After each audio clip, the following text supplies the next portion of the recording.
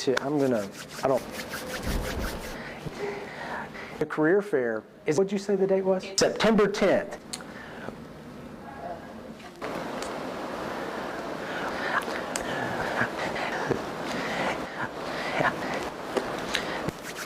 Dean business. I'm Brent Williams, Dean.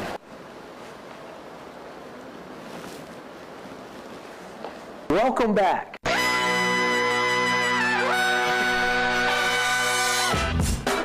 Good morning, sweet world, and welcome to the No Dunks podcast on the Athletic Network. It's Friday, September 20th, 2024. I'm J.E. Skeets here in the Classic Factory, and alongside me, it's the bearded one, Trey Kirby. Hey-o! Hey-o! And over yonder, making the magic happen, super producer JD. Hello. There he is. Here we are. Hello to everyone on YouTube. Hit the like button, subscribe, podcast listeners, 5-star ratings and review. Survivor fans, we're back, baby. Episode 1 recap of Survivor 47, which went down on Wednesday night. We did the pod on Thursday. No Buffs, its own YouTube feed, its own podcast feed.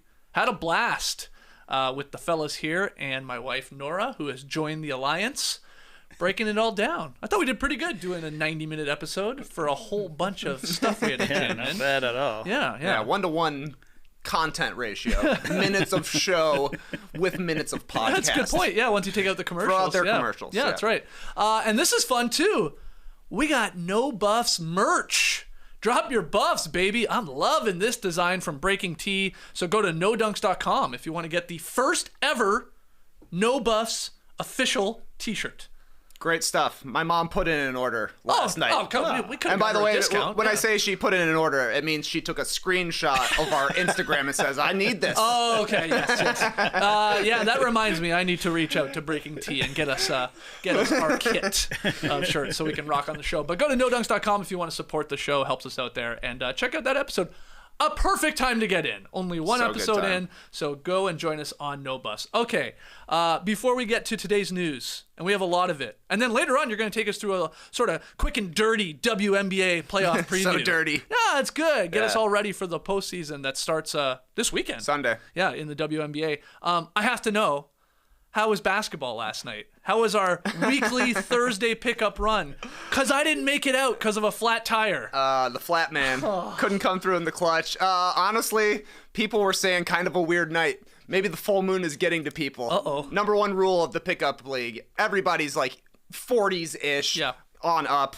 Number one rule is don't get hurt. Yeah, and that's the second rule as well. Don't get hurt. That's also the second rule, and people were flagrantly violating the rule all night long. Oh no! And we had a head hit, which was pretty bad sounding. Though the guy seems to be doing okay today. Okay. We had a lot of fingers getting smacked, maybe like a poke to the face, and of course some shots below the belt. Oh geez! Sorry, Greg. Sorry it happened to you. Oh wow! That wasn't me that did it, but you know it's bad when you get hit in the nuts and it looks like the guy got punched in the face because he was like, grabbing his face. We're like, what? It's like, just nuts. So in a weird way, you're saying the best thing that happened to me maybe last night was getting a flat tire, preventing me from coming to this dangerous run. That might have been the start of things. Yeah, I know. It was bad all around, but then Shohei Ohtani went crazy, and that was the talk of the rest of the night from like 9 o'clock on, basically. This guy went insane. Had the best baseball game of all time last night.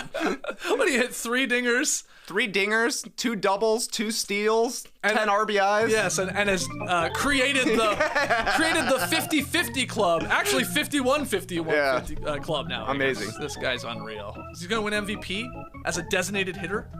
Got to.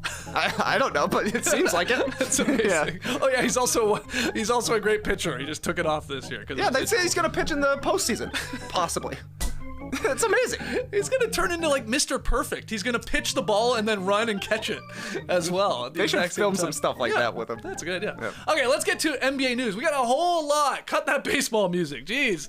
A few hours ago, reports surfaced that Joel Embiid and the Philadelphia 76ers have agreed to a 3-year, $193 million maximum contract extension that guarantees the former MVP a total of $300 million plus through the 2028-29 season. The deal includes a player option on the back end. Joel Embiid, signing the maxed extension here. Were you surprised by this news here Friday morning? Look, I mean, it's a little surprising just because Embiid is getting up there in age. You know, he's 30 years old now, and this is a little risky because you're going to be paying Joel Embiid $69 million when he's 35 years old. That is a big ask, but also that's a problem for future Daryl Morey to worry about. Current Daryl Morey, he's in the mix for a title here. Yeah, I mean, it's time, obviously, for Embiid and the Sixers to make a serious postseason run, but they're at least in the mix in the Eastern Conference. And I think overall, they're probably not at the top tier of title contenders, but they're in the second tier right after that, where if Embiid is able to stay healthy, Paul George stays healthy, Maxey progresses the way we've seen so far in his career, they've at least got a shot. And now they've got a shot, you would have to think, for the next 5 seasons, tacking on a couple of years here to the deal that Embiid is already under.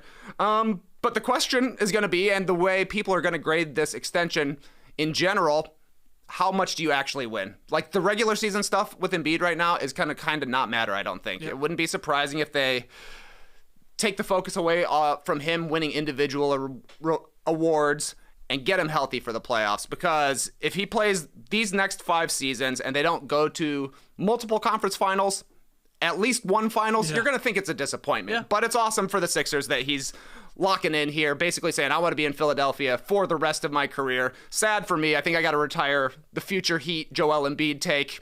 It seems like he's going to be sticking around Philadelphia for as long as he can. Who knows? Maybe he hops around at the very end of his career. But I don't know. Good stuff for Joel Embiid to be able to lock in this deal, considering the one he signed after his rookie deal was like so many contingencies on it, right? Yeah. With like his injury history at the time, how many games he was going to be able to play. He's been fairly healthy, considering the way his career started, missing a couple of seasons right there at the beginning. But yeah, we'll see how it plays out for Philly. Huge deal for Embiid. Hopefully he's able to play 80% of the games that are on this contract. The 76ers and Daryl Morey, that ownership, they were not messing around this summer. Embiid's deal closes an offseason in which the Sixers committed $550 million in new money because you have the extension for Tyrese Maxey, $204 million. Paul George signed for 4 years, $212 million. You got this Embiid here. They also signed Caleb Martin, Eric Gordon, Andre Drummond, re-signed Kyle Lowry, Kelly Oubre Jr. They have over $700 million in their big three. Yabusele. They got him as well. Like they obviously are seeing, like, the Celtics are still the team to beat. They think they're right there. That's the theory, adding Paul George, and maybe can beat them, whatever, right? And, injuries happen and all that, and then suddenly there is a window to go to a conference finals, maybe win a championship. And that's what they're banking on here. It's not a surprise Embiid got this type of deal. You'll always go, risk injury, playoff shortcomings. But you said it the other day, when he does play, he's doing like Wilt Chamberlain-like things where he's like scoring a point per minute. Like, he is one of the greatest scorers in NBA history. He's like, has the 4th highest points per game average in NBA history. It's sort of wild to think. And so you're going to be paid handsomely for that. But it's just, hey, we've seen the, I was going to say 82-game Joel Embiid, a little less than that. But we've seen the regular season Joel Embiid. Now it's time to see the 16-game Joel Embiid, raising your game in the playoffs and obviously staying healthy is the biggest thing. And he came back last year. He was pretty damn good coming back from injury in the postseason. They lose. Yeah. He had some monster performances. Monster games. He had monster games, but he was also dragging a leg around out there. He was kind of a liability defensively, I thought, in the playoffs, and there were definitely times when he didn't necessarily want the ball. There were times when you would think this guy at this size should be getting 20 rebounds a night, and that doesn't always happen with Embiid. There are definitely criticisms with him, but yeah, of course, you lead the league in scoring. You're scoring a point a minute. You're going to get paid a gigantic contract here. So 5 more years of Joel Embiid with the 76ers, at least that he's agreed to, assuming he picks up that option as last year. How many times will they make the conference finals in 5 years? How many times do they have to for this to even be worth it? They have to do it at least once. They have to go to one final. They have to go to one finals. I would agree. At the very least. I'm putting the line at 1.5. Honestly, do you go under or over? You're saying conference finals appearances? Yes. If I'm betting, I guess I go under. Is that weird? The track record doesn't suggest that that's weird. Right. 0 so far. Yeah. I'll take over. His career earnings are going to swell here to like $515 million with this new agreement. Fourth highest in NBA history. LeBron, Steph Curry, and his new teammate, Paul George. What? Yeah, career earnings. Wow. I mean, those two guys have definitely been worth it, Embiid and Paul George. When you compare their statistical accomplishments to LeBron and Steph Curry, you can see why they're up there. $1 billion for those two here when it's all said and done. So yeah. Sixers won the offseason, though. Yeah, they got the biggest free agent out there. Yep. They signed their two guys in Embiid and Maxey. Yep. To big extensions to keep them around. And then, like, the coolest story of the Olympics was Gershon Yabusele. They brought him over. They've been kind of one of the major talking points at every single step of the way. And this Embiid news comes 2 days after Philadelphia's mayor struck a deal with the 76ers to build a new arena there. Oh, yeah. Because there was like whispers going around that they were headed to New Jersey. Yeah, right. But anyway, they're staying put in Philadelphia. They're obviously paying for this team, and now it's like you got to actually perform here and show that you're going to conference finals, and maybe a championship. But looks like a good squad. You're right. Morey and that team has had a really good offseason. Let's keep it moving here because we had the Woj bomb of all Woj bombs. Longtime NBA insider Adrian Wojnarowski retired from his role with ESPN on Wednesday in a shocking move. I mean, this one surprised everybody. Woj will become the general manager of the men's basketball program at his alma mater, St. Bonaventure. According to The Athletic, Woj is walking away from around $20 million with ESPN. But he broke the news, of course, and had a little couple paragraphs explaining his decision. But how shocked were you? I mean, it sounds like ESPN was shocked. Like, whoa, this is happening? I mean, the NBA season is about a month away. Yeah. And he's deciding to walk away from, the grueling nature of like breaking news 24/7 to take on this new role as GM. What do you think? Well, I mean, definitely shocking. If ESPN was caught off guard, all of the rest of us were certainly caught off guard. And I didn't even know that college basketball teams had GMs. So that was like kind of a double shocker for me. What? It's like, okay. But man, it's on the one hand, completely unexpected. But also when you think about the lifestyle that Woj led to be able to do this job, it's not shocking that eventually you would be like, I got to take a relaxing job of being a college sports team builder. Like, think about how stressful your job must be if you think it's less work to go be a GM somewhere. Yeah, significantly less work, I would imagine. I would rather deal with college students and NIL licensing than have to be on the phone 20 hours a day for 11 months out of the year. So great stuff. I mean, really cool for Woj. The guy was a New York Times bestseller when he wrote The Miracle of St. Anthony. And that's before like really getting to the internet. When he was there at Yahoo, he was a major name, both as a newsbreaker and as a columnist, like major rivalry with LeBron James during the Yahoo years. And then once he got back to ESPN, really revolutionized the breaking news game. He was the perfect guy at the perfect time when Twitter was like on the upswing, and he became the breaking news guy, tipping the picks before the draft, all that kind of stuff. Yeah. Very cool. Very cool. That's like a full circle story for him. He's from Bristol, Connecticut, became one of the faces of ESPN, eventually went to St. Bonaventure, and now he's going to go help build their basketball team. That's amazing. Yeah, no, and walking out on his own terms here for sure. Even with years left on his contract there, he's like, okay, I'm over this. But by all accounts, like, he told his bosses, like, the thought of only having 3 hours of sleep a night to keep up with the latest transactions and the information, it was like suddenly unappealing to him, and he was completely burned out. We've seen firsthand, like, there was some crossover with Woj when he was Yahoo Woj, and when he was not only breaking news, but like you said, dropping biting commentaries. Everybody was fair game. David Stern, LeBron James. I mean, he would go at people, but I've seen it, firsthand. Like, it's sort of unreal just how much this guy worked, and how I remember when he was with Yahoo, it was like he was David, ESPN was Goliath, and he relished in beating an entire news organization, the worldwide leader in sports, and it was just Woj. And he loved it. I remember talking to him about it. Like, it fueled him. Like, he was psychotic. Honestly, it was like, you meet the guy, you're like, relax, man. But he became the best at it, and he's the most influential newsbreaker, I think, probably in NBA history, maybe sports media history. I think Danny Chow of The Ringer put it well. Woj greased the wheels of an entire basketball media industry, including our show. Yeah. Like, Just imagine no Woj. Like, we did a show when there was no Woj, like breaking news, way back in 2006, right before he went to Yahoo. I don't remember much from those days. We talked a lot of Raptors.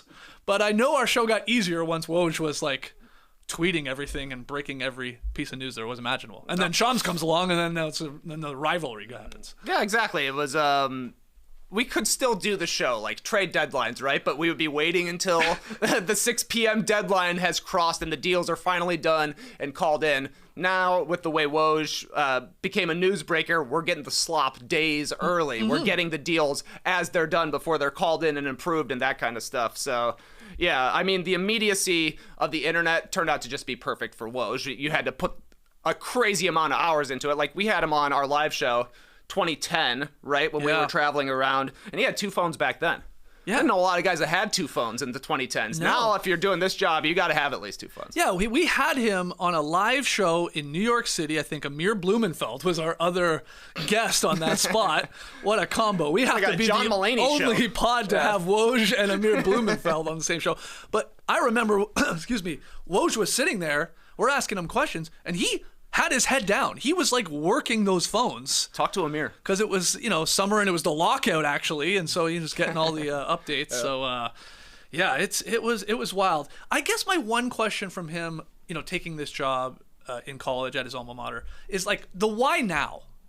Why now is a little fascinating. Like, he says he's burned out. Did it finally catch up to him, or was like this deal to be the GM like too good to pass down? Was there anything like a little hangover from the weird like JJ Redick, Dan Hurley, who's coaching the Lakers sort of saga that we had, where him and Shams had different information and all of that? Like, I don't know if that had any play into this at all. Like, did he feel like he lost his fastball, I guess is what I'm getting at. And this is a guy that doesn't do half measures and was like, okay, I've done enough. I'll walk away now and try something else. Maybe. Good question. I don't know the answer to that. How do you think ESPN handles this?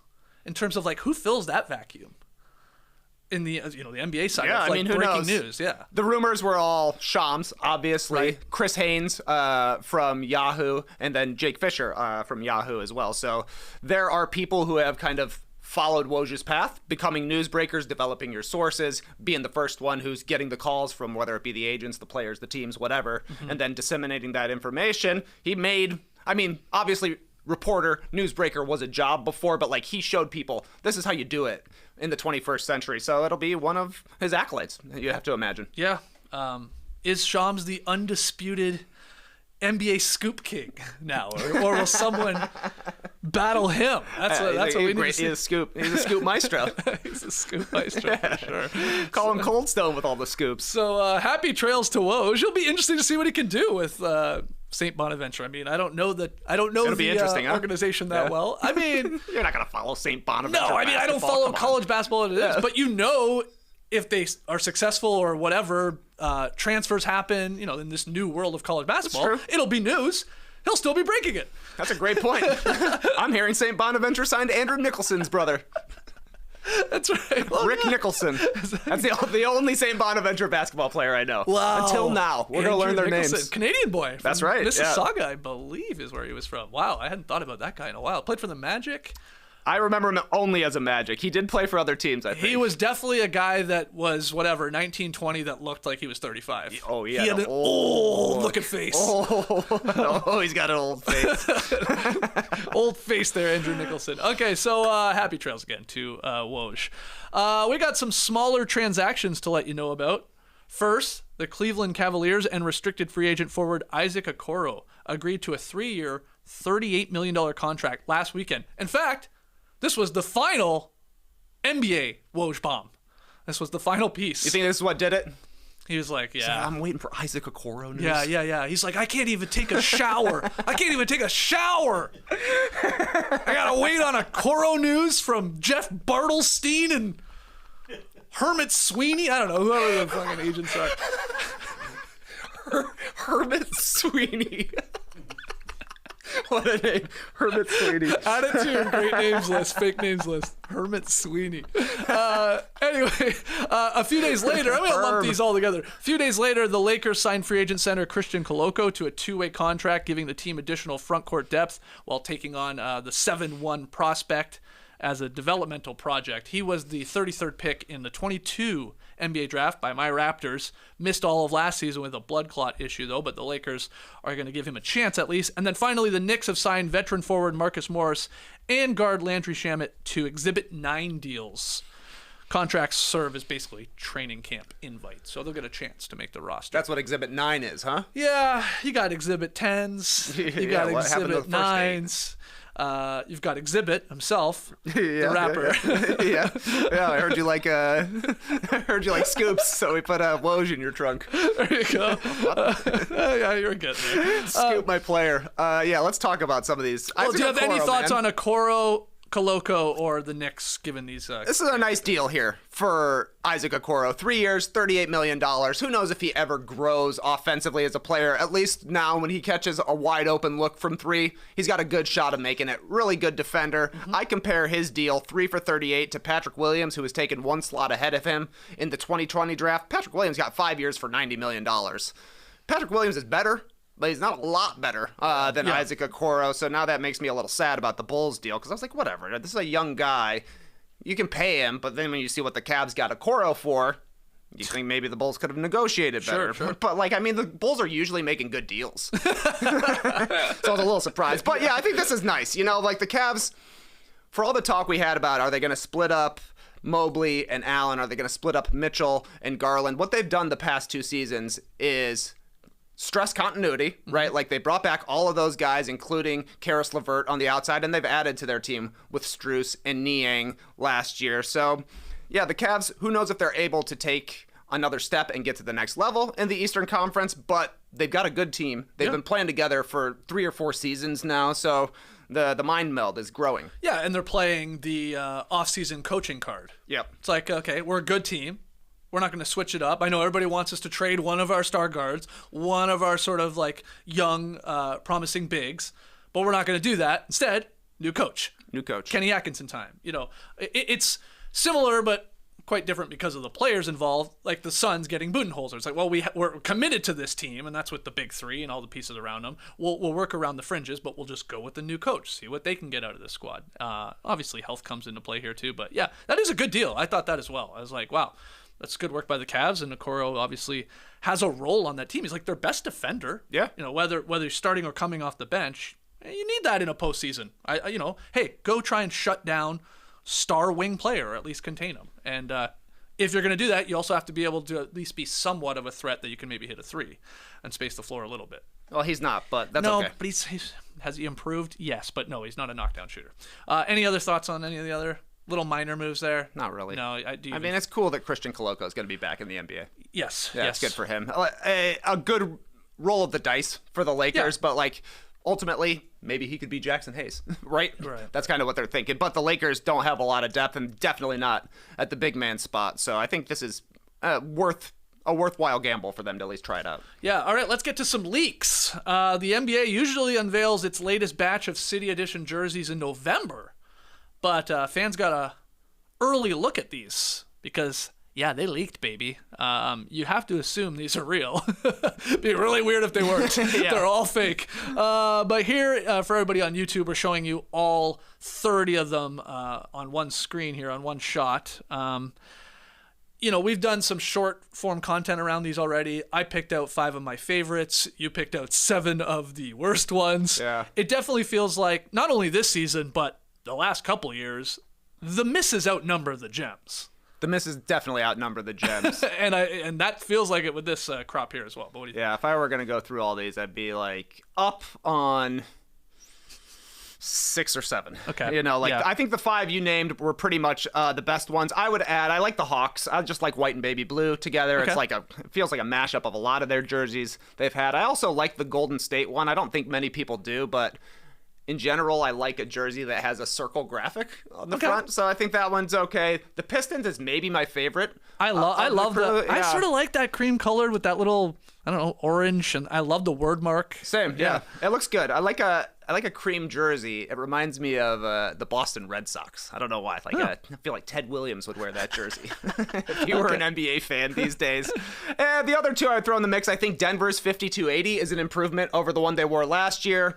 Of course, we're looking at this without their team number on it, so it's gonna look weird. They all look sort of weird without a number. Definitely true. And then I think I might like the Valley jersey that the Suns did, which is kind of like a take on their 95 All-Star jerseys. A little bit, yeah. But that's one I'm going to have to see when it's actually on the court. But I'm holding out hope that it looks cool. Yeah, and for those that haven't watched my short yet on it, I did pick Memphis as one of my favorites. You know, we've sort of seen these before, but, you know, that bright red Memphis Sounds from the ABA days. I like that one. I like the Sixers because I really liked the dark colorway version, and now they just have the white one. That's like a Spectrum sort of homage.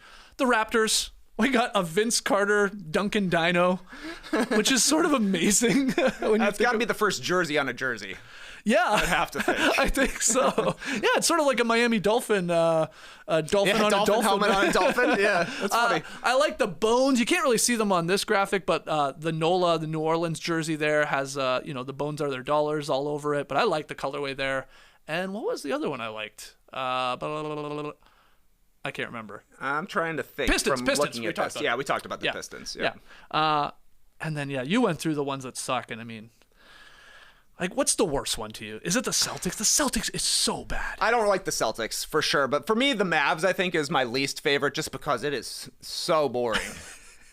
White and silver. There's nothing to it. Like, I thought there wasn't much to it last year. I think these are Leon Bridges designed jerseys or something like that. Yeah. And it's definitely a take on the ones they wore last year, which I don't remember if they were black or if they were dark navy. But flipping it just looks like hardly any design to it. And same with the Celtics, really. Like, the Celtics to me have jerseys that are hard to mess up, but as soon as you go away from just green and white, they always mess them up. Yeah. And like you said, it just looks absolutely so generic. Very generic. Look, every year each NBA team is given new City Edition jerseys here. We've been doing this every year for every team since Nike took over the NBA contract in 2017-18. We're coming up on 10 years of this. I mean, we're getting close. That's too many jerseys is what we're getting at here. Like, I'm almost at the point I'm not even blaming the designers. I'm like, well, what are you supposed to do? I mean, mathing it out, that's 240 jerseys to come up with. That's ridiculous. That's just the cities. That's just the cities. We got other ones. Exactly. They do have other ones. It's crazy. But then you go to a game and you see people wearing every city jersey that has existed for every team. You're right. People buy them. People are like, who buys these jerseys? Go to a game. You'll see every single City Edition jersey that your team has ever worn. And I have also, as I've gotten older, and you have kids, obviously, and I've got godkids, and it's like, you start to realize every one that I think looks like shit and looks crappy, I ask Andreas, my 10-year-old godson, he loves it. It's looks like the great. coolest jersey he's ever seen. I'm like, that looks like garbage. Nope, that's cool. You don't know anything, old man. I was like, damn, yeah, they're not really making them for us. They're just making them for the youth. Yep. And you know what? The merch always looks cool. Like, that's the thing. Like, the sweatshirts look great. The long sleeve t-shirts look cool. The Raptors with the Duncan Dino in the nod to Vince Carter there. It looks awesome. Yeah. I like that, like the merch on a hoodie and stuff like that. I got to get myself one of those. Hey, Raptors, reach out to me. Slide into those DMs. Slide it through, baby. In other leaks, Facebook user Christian Solano has shared NBA 2K25 screenshots of 25 of the 30 NBA Cup courts. Again, these are in 2K25. And I mean, I assume these are real. I don't know why they wouldn't be. But anyway, this season's design has large circles that radiate from mid-court. So no more contrasting stripes down the center of the court. Yeah, we're showing a few to everybody on YouTube here. Rockets, Wolves, Raptors going purple. Who else we got here? The Hornets, with the honeycomb, but that radiating circle. Mm-hmm. And one more. I like the little details there on the Blazers, like sort of roses or something like that. Looks like the inside of a suit jacket. In a good way. Yeah, you're right. You're right. So, okay, that was just I'll give you a taste of these leaked NBA Cup courts. Your thoughts? I think they're better than the stripe. Okay. I think I like them more than the stripe. I tweeted that out yesterday. And unfortunately, somebody tweeted back at me, Blazers Unitrack. And here's what they said. Okay, don't kill me for this. I assume those lines are like a rocket blast off lines or something. But I'm getting some butthole vibes. Can't unsee it. And then I read that and I was like, uh-oh. These are the butthole courts? Yeah, look at the Rockets one looks like a baboon walking away from you. Not in a good way. He said that and I was like, uh-oh. Now I'm going to think that every time a game comes up. But I think these look better than like just the stripe running from baseline to baseline. I do too, because what I like about, again, if these are real, every one of these has some sort of like almost subtle element to the team's jerseys, right? Like there, you Yes. see the little trees there for the Wolves, like, and obviously there you got the pinstripes, but in like the little zigzag there for the Raps and stuff like that. So I like that because they're like, now they're all similar because of the butthole radius, but they have these little elements that they're pulling in. I don't mind them, and I think I do like them more. But you also got to see them. Got to see them in action. Some of them look crazy. A 2K25 shot from the rafters. How'd you get up there? I didn't know you could take your character in the My Park up there. They've added a lot of features to the game, including rafter mode. No Bulls one yet. I'm assuming it's going to be red. Some of them look okay, though. Like, I think the ones that are either yellow or gold, they just look like a court. Like, it's good. Yeah. The gray ones are fine. I thought the Hornets is kind of cool with the honeycomb going everywhere. But it is weird because you'll see highlights at the end of the season, and they've got these crazy courts on it. You're like, oh, yeah, right. Right. We played a whole month of the season with different courts. We absolutely did. This I thought was interesting, too. The 23 designs matched every team's City Edition uniforms, which were worn by the home teams during the tournament, whereas this year's courts pull elements, at least, from their respective statement jerseys. I know. Okay. Are you following here? So I think what they're saying is we may not be seeing those City League jerseys we just showed you on these courts. They don't necessarily correlate. I don't think so. That makes sense because their court is like gray and stuff, and it has like their 3 stripes MEM on it. It's definitely not red. Not red. Like the Memphis Sounds. So I think it's the statement jerseys that the home team will be wearing on these NBA Cup courts. Nice. Yeah. Cool. The NBA Cup. I'm excited. Great. Can't wait. Cannot wait. Starts in less than 2 months. Yeah, it does. What? November 12th? That's right. Klay Thompson returns to Golden State. That's absolutely What's their court look like? I think it was on there, right? Yeah, I think it was. We don't have it pulled, but I think it was in the mix. Yeah. Yeah. Why do we have 5 secret ones? I don't know. Why didn't they hit this question. hidden patch in 2K25? Maybe they're not approved yet. Yeah, maybe. Going for something wild. We will see. Final piece of NBA news here. Bronny James jersey from his NBA Summer League debut sold at auction for $38,400 on Friday.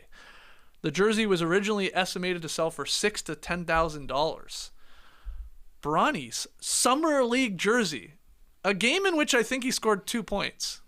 Right? 1 for 9 or something. He struggled. Not a high-scoring game. It was not a great performance, but it was his first game. $38K. And this was like a part of like Sotheby's like Summer League Selects auction. So they had other jerseys from some of the rookies. Yeah, I was clicking through. Oh yeah, I'm seeing all kinds of stuff. Obviously a lot of Summer League rookies. Like Bronny's went for a lot more than Zachary Risachay's did. Yeah, that went for under $4,000. Steal. I know, compared to straight up steal right there. Compared to Bronny's, yeah, yeah. But this will look sweet in LeBron's man cave. You think about it? I don't know. $38,000 is a lot of money unless you're a billionaire. Yeah. On a Summer League jersey. Yeah. It could be. It could be LeBron. Yeah, who knows? But nice. But then it's like, I mean, couldn't he just say, "Hey, I want that"? Yeah. That's a good point. Unless they have a deal with the middleman, has to go to auction. Reed Shepard's first Rockets jersey at Summer League sold for $15,600. That one sort of shocked me. I know he looked great. He was maybe the best rookie at Summer League. I have high hopes. I drafted him to our under 21 team, and we did that a few weeks ago. But going for ballpark close to half of what Bronny James. Nice. Yeah. So you can get some weird stuff in here though. Like you want a Chumo Keiki City Edition jersey? They were for sale. Like, what did that go for? I don't know. Like it said it was $400? estimated $500 to $1,000, but I would have had to create a profile with Sotheby's to be able to view the results of the auctions, and I wasn't gonna do that. No, it's too much work. Yeah. You're right. I got to that page too. I'm like, I'm not doing that. But then I found the info from somebody else. If it would have had continue with Google, I would have done it. Oh, just I one love it. click. Like when you can just log in and register. I'm like, yeah. yeah, you can have all of my information that way. But if I have to type it, ain't no way. No way, brother. No way. All right, so that's some NBA news, but let's pivot now to the WNBA. It was the final night of the regular season last night, so we now know the 8 teams in the postseason. We have the playoff bracket by way of Yahoo Sports. Thanks for this. So it sets it up, TK. This is a nice graphic. Yeah, beauty. Yeah, I like their trophy. But yeah, like let's get like sort of you explaining for especially someone like me who only casually follows it, what I need to watch, who's going to win, whatever you want to do here in these matchups. Okay, so if you're a casual fan, I would say I'm probably a hardcore casual fan. Yeah. You are. You're a level above me. In that I check the scores regularly. Okay. I focus on the Dream. The Dream, of course. And I was happy to see they won last night. Yeah, they made it in. Yeah. How about that? Back-to-back playoff appearances for our Atlanta Dream for the first time since 2014. Unfortunately, they're running into the New York Liberty. They had the best record all season long. They finished 32-8. They lost to the Aces in the WNBA Finals last season. Mm-hmm. That was their 5th loss in the finals all time. They've never won a championship. This has got to be the year for them. Wow. They're at least hoping I didn't know so. that. They've never won. They've been very, very close, obviously, and they've got one of the best teams here. They are kind of the Boston Celtics of the WNBA, stacked. Breanna Stewart is their star. Sabrina Ionescu, also great. They both made Team USA, won a gold medal this summer. Jonquel Jones, a former MVP from her time with the Sun. She's also an all-star. They've got the best title odds in the W, according to BetMGM. They're at a plus 120 favorite right now. And then our Dream, they did make it in. They had an 8-game losing streak heading into the midsummer break. They finished 15-25. The bottom 2 teams in the playoffs in the WNBA, both under 500. Yeah. But they're on a little bit of a nice streak here. The Dream are. They beat the Sky and the Mystics, the 2 teams that were also in the mix for the 8th seed here. And then they beat the Liberty last night. And I love seeing this. They all packed for having to play 3 games in New York. They're not coming back to Atlanta. They said, we're going to go to Barclays, we're going to win, and then we're going to stay in New York to play on Sunday, and then I think maybe their game 2 is on Tuesday. Right, and well. Can you remind, again, casuals especially, the first round here, this is a best of 3. Best of 3. And the first 2 games are at the higher seeded team. So those first 2 games are in New York. There will only be a game 3 if the Dream can obviously win one of them, split one, and it would come back here. That's exactly right. That's so weird. Yeah, it's unusual that the lower seed will have the elimination game at home, but that makes more sense than play a game in New York, game 1, game 2 in Atlanta, game 3 back in New York. Yeah, if you're only doing a best of 3 for sure. Yeah. Okay. Atlanta was in the same spot last year. They were they might have actually finished as the 7th seed. I think so. They got bounced in 2 games last year, and I kind of think that that's what will happen this year. I will take Liberty 2-0. And you said the Liberty, similar to the Celtics in the NBA, in terms of the structure of the team. The big difference, though, Celtics maybe have one of the worst mascots in the NBA. A human. The Liberty have the best Ellie. mascot. Ellie the elephant. Ellie's awesome. Ellie's like probably the 3rd in their big 3 with Stewie and Sabrina. I agree. Ellie's a star. She's sick. Okay, so you like the Liberty to advance. I like the Liberty. And you in don't that even one. think we get a game here in Atlanta, unfortunately. I would love to. Yeah. I would definitely be at Gateway Center Arena if there's somehow a game 3, but not anticipating it because the Liberty have been locked in all year. In our next matchup, it's the Minnesota Lynx. They finished with the 2 seed, 30-10 this season. Oh, wait. Oh, sorry. I think JD went to Aces Storm. No. That's okay. I'm sure you can go to that. Yeah. Do it. I guess they're on the same side of the bracket. That's true. That's all right. Aces and Storm. The Aces finished at 27-13. I think it's fine, actually, to start talking Liberty and Aces since these are the 2 title favorites. The Liberty are 2-time defending champions. They're looking to become the first 3-peat since the Houston Comets. Back when the WNBA started, they won the first 4 titles, 97-2000. I didn't realize how good we had it back then, Skeets. Wow. The last NBA 3-peat was in the early 2000s. Yeah. With the Lakers, obviously. Yep. The Comets were the last in the WNBA. There hasn't been one in college basketball since UCLA, like in the 1970s. And the last women's 3-peat was UConn in the early 2000s as well. Just happened all the time back then. Yeah. Will it happen this year? I don't know. We'll see. The Aces started 6-6 this year. They eventually got Chelsea Gray back. They finished the season 27-13.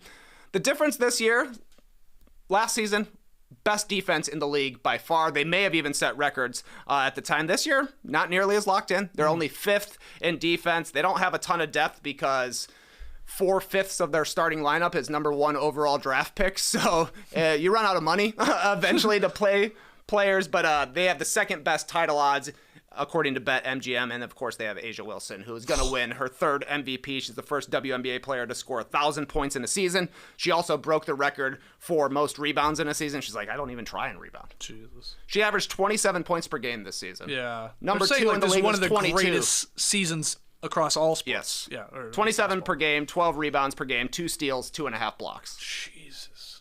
Just a monster. They said she finished 3rd, I think, in MVP voting last year, and took it personal. Ooh. And then she's got a bunch of awesome players on her team as well. Kelsey Plum, Jackie Young, and Chelsea Gray all were on Team USA, all won the title the last couple of seasons together as well. So they are going to be tough to beat. They're going to go up against the Seattle Storm, 25-15. It just feels like time has probably passed this team by. They should maybe be a little bit better. They got Jewel Lloyd. She scores 20 a game, shoots 36% from the field. So, more of a volume scorer, but you'll see her in State Farm commercials.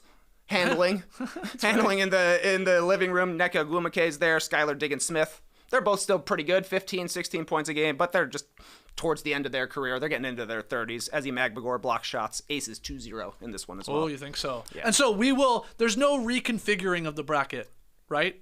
It's going to be, if they win, 1 versus 4, Liberty versus Aces. Yeah. in the next round. Yeah, I think that's right. I don't think they reseed anymore. So. I don't think so. Yeah, they used to. Yeah. They've changed the WNBA playoff format often. Yeah. Regularly. I mean, if we go by this bracket, it doesn't look like they switch it up. So yeah. What a second round battle that would be. All right, the 2 seed. Minnesota Lynx, they have had a great season. They're 30-10. They won the Commissioner's Cup, basically the NBA Cup that the WNBA does. They were 17-8 at the halfway point of the season. Finished 30-10, so they went 13-2. Holy. In the second half, and that includes losing last night when they didn't play their star Nafisa Collier or their sharpshooter Kayla McBride. They've got the best defense in the league. Collier puts up 20 points, 10 rebounds a game. That's 5th and 3rd in the WNBA. She, I think, will probably finish 2nd in MVP voting after A'ja Wilson. Great season for her. Cool dark horse title pick, I think, as well. They got the 3rd best odds after the Liberty and the Aces. Mercury, 19-21. Biggest story is this might be the last time Diana Taurasi's playing. Could have been her last home game last night since they're the lower seed. Yeah. She hasn't officially announced her retirement, but she kind of gave like a going away speech last night in her last game. 9 points, 2 assists. They lost to the Storm. She was out in the 3rd quarter. The fans started going crazy. They brought her back out. I was laughing. It's her 20th season. Wow. 20th season, she's averaging 15 points, 4 rebounds, and 3 assists at 42 years old. So it's kind of like, do you want to retire? It's up to you. You've been putting your life into this game for half of your life. Do you want to chill, go be the GM of St. Bonaventure or something like that? Or do you just want to come back? Because she's still obviously a solid player. They also got one of my favorite players in the league, Kalia Copper. 21 a game this season, 3rd in the league. She won a finals MVP with the Sky back in 2021. Awesome. Brittany Griner's still there, 18 points, 6 rebounds, 2 blocks. They got a great villain in Sophie Cunningham, and I just recently watched a video of them, I believe it was on Instagram, and as their players are coming in, the admin is holding a picture. Says, "Can you sign this picture?" They hand it to him, and it's a picture from like high school. Yeah. And they're all disgusted. Did they start this? Did they start that? I don't know. Because Theirs now was a bunch great. of other teams Yeah. are doing it. Yeah. Would you be disappointed to see a picture of yourself from high school? Disappointed. I would die laughing. Yeah. I would be like, oh my God, I'd be showing it off and sign it for sure. I mean, I guess it depends a little bit on the photo. There's better photos than there are, and then there's some crappy ones. But no, I wouldn't be. Like, some people take offense to it. Oh! You People be tearing like, up their photos. how dare you? It's That's a what you part of look your like. history. Yeah, exactly. Do you think the Mercury can win a game? Could this be like possibly a deciding game 3? In Phoenix? My pick would be the Lynx in 2 games. Jeez. They got the best defense in the league, and Kalia Copper can score. Maybe we could have a Taurasi throwback game. They could Yeah. get hot enough. I would at least give the Mercury a chance. Yeah, I'm going to win a Lynx. game. I'm going Lynx, obviously winning, but it's gonna have to happen in Phoenix. Taurasi, one more game One more in game. front of the home crowd. Everything last night was like, if this is it. Yeah, That's what it all said. I thought that was funny. All right, our best series of the first round is no doubt going to be the number 3 Connecticut Sun versus the number 6 Indiana Fever. The Sun finished 28-12. They are the Sisyphus of the WNBA because they keep getting very close to winning the championship and they never do it. They've made the semifinals or the finals in each of the last 5 seasons without a championship. Wow. And they're good again this year. Like I said, 28-12. They're led by Alyssa Thomas and DeWanna Bonner, kind of like a do-it-all forward, the all-time leader in triple doubles in the WNBA. Alyssa Thomas is, and then DeWanna Bonner more of a scoring wing. They're engaged, and they did a photo shoot together on the cover of Slam magazine. Love and basketball. Holy moly. That was awesome. Okay, Yeah. I didn't know that. What a wrinkle, huh? Yeah. Oh my God, it's like, how do you beat love? How do you beat love? It's impossible. I mean, the Knicks are doing friendship. They like one right. up them here. That's We're right. doing straight up love. Yeah. Okay. They don't shoot many threes, though. They're a low three-point shooting team. They're like an old-school smash and bash kind of basketball team. They traded for Marina Mabrey right after, like, hours after we recorded with Sabrina Merchant back in July. They're kind of like the Eastern Conference against LeBron. They're good. The Sun are so good, but they just don't have that number 1 to take them over the top. They're playing against the Fever, who are the most famous team in the history of women's basketball, I would have to say. Yeah, I don't think that's a stretch. Like it feels like every week I see Fever because of Caitlin Clark smash whatever attendance record. I think they did another one last night in Washington. Probably. I think so. Yeah. It was like 21,000 or something. Yeah, they've been awesome. They lost their first 5 games this season, started 1-8. They were only 11-15 at the break, went 9-5 in the second half of the season, finished 20-20, and it basically feels like the reason they got so good is Caitlin Clark finally had a chance to rest. The way the WNBA works, it's like she played her college tournament, her last tournament there with Iowa, went into the draft weeks later, and then is like into WNBA regular season pretty quickly as well. Obviously, there was the controversy of her not getting selected to the Olympics team, but it meant she got an entire month off, came back, and has been awesome for the Fever. They've been playing a lot faster. She's obviously feeling pretty good, getting comfortable in the league. She had one of the 2 best rookie seasons in WNBA history. It's like her and Candace Parker. Jeez. Candace Parker won MVP when she was a rookie because she's the GOAT. But Caitlin Clark did break the all-time single-season assist record, first for rookies and then just for every player. She averaged 20 points and 8 assists per game, finished in the top 20 in points, rebounds, assists, steals, blocks, free throw percentage, 2-point percentage, led the league in made threes and turnovers. And so it's like rookie of the year lock. Especially, I know Angel Reese and her like first month or so, it was like neck and neck maybe. It was a conversation at least. And then obviously injury takes out Reese and Caitlin Clark like upped her game. She will win it. Wasn't the whole part too, didn't the Fever have just because of the draw of Caitlin Clark, all these nationally televised games, all these marquee games, and like their schedule was, from what I recall, like really difficult. Like they're playing all the best of the best teams because start of the season, the hype is real, let's cash in on that. Totally. And then, you know, as they started to play the rest of the regular season, start racking up the wins. They played a lot of really good teams, like you're saying, and they were just jammed really close together, so it felt like they were playing every night that there was a WNBA game. And once they kind of got into the normal part of the season, and Caitlin Clark adjusted to playing in the W, they've been great. She's an awesome pair with Kelsey Mitchell, another guard for the Fever. She averages 20 points per game, shoots 40% from 3. You got those two in the backcourt. Tough to beat, especially with Aaliyah Boston up front. 14 points, 9 rebounds, and every other big in the league hates her. Hates her so much. Like, she gets in a fight almost every single game. And then, like, she turns around and just looks very friendly. There's a lot of calming down that goes on with the Fever because Caitlin is fiery. Yeah, she's fiery. So they have, I think they call it the de-escalation committee, so that she doesn't get technicals. They calm her down. And then Aaliyah Boston gets into fights. I think she's just very physical and it wears on people. Like I said, this should be the best series of the first round. Upset watch. Yeah? Fever 2-1 over the Sun. Because the way they're playing recently, and Yeah, I just things change in the playoffs.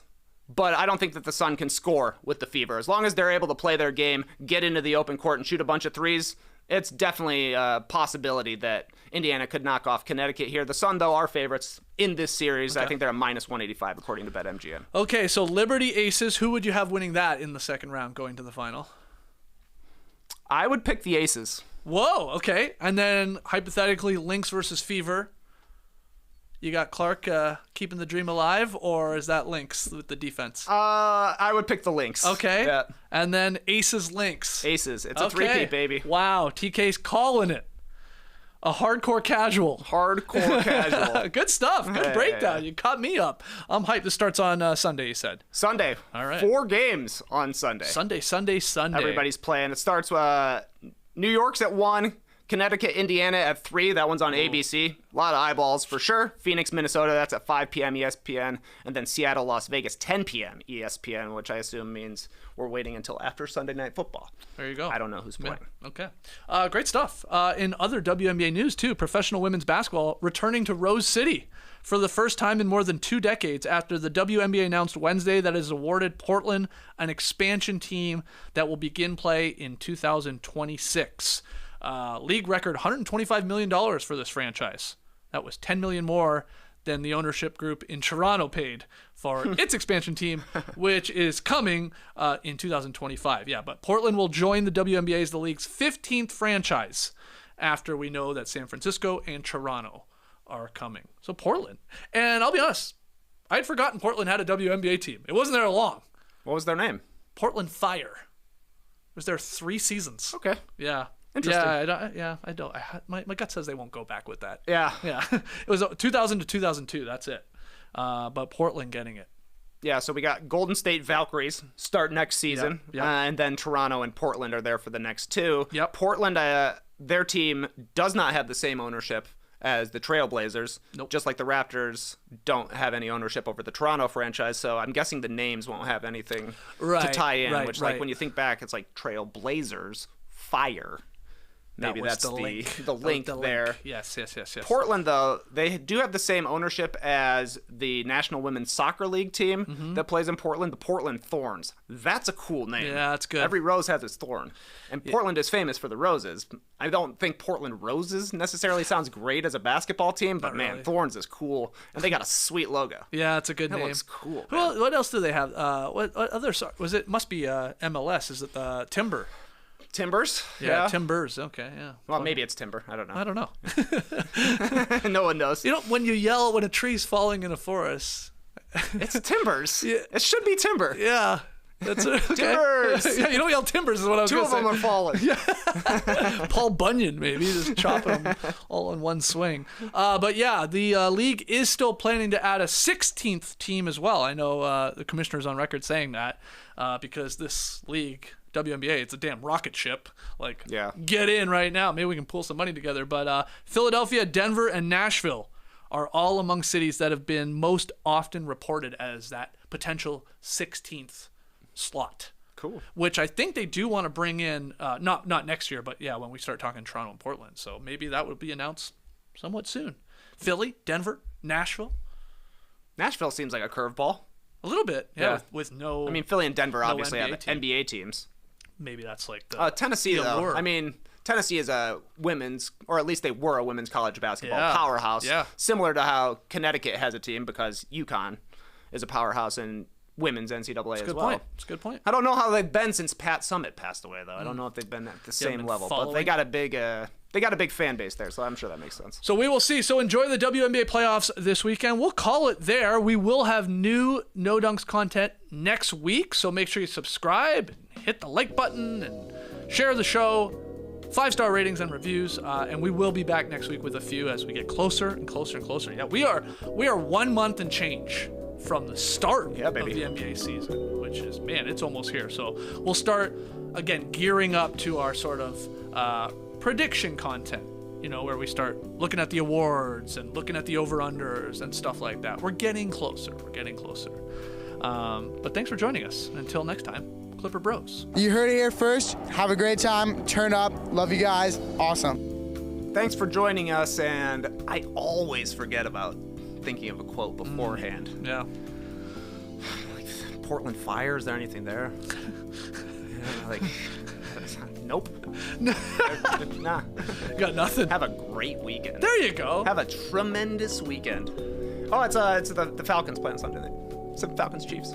Oh, that's pretty. Well, I was gonna say it's a pretty good Exciting, game. man. Actually, it Exciting. probably will Yeah. be a good game because the Chiefs just play close games. It feels like. That's right. They're like, oh, let's just keep it close and we'll win Patrick right at the Mahomes, end. why don't you check down again? I'm like, I'm talking trash to Pat. I know. I'm a Falcons fan. Oh, we're getting you, buddy. No. Yeah, are they going for a three-peat? Yeah. There you go.